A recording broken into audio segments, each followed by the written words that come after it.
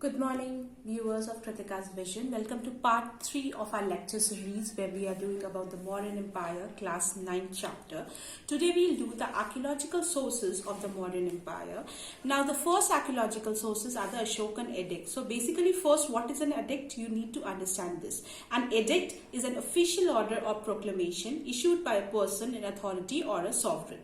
Now Ashoka's edicts from one of the most important sources of Mauryan period. The edicts of Ashoka are a collection of 33 inscriptions carved on pillars as well as boulders and cave walls. Now, these are dispersed further, not only found in India but in different parts of Pakistan and Nepal also.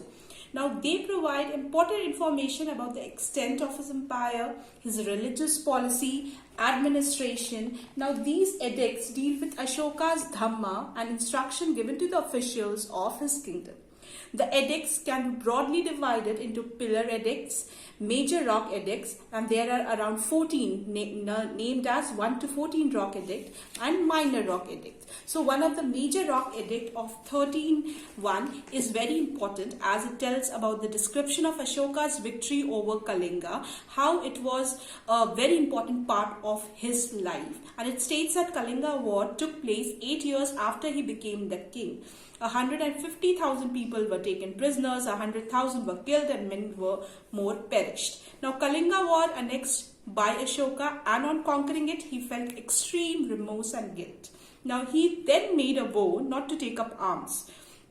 The sound of drums were replaced by the sound of peace. It signified conquest through Dhamma instead of war. Now, Major Rock Edict 1 declares prohibition of animal sacrifice and royal hunting. Okay, now further we can also talk about the pillars. The pillars are a series of columns found around North Indian subcontinent erected by King Ashoka. All pillars were placed at important sites which tells about the life of Buddha and places of pilgrimage. And at the top of one of the most important pillar is a Sarnath pillar, at the top of which containing sculpture of lions. The capital are monolithic. One of the finest specimen of Ashokan pillars is at Vaishali in Bihar.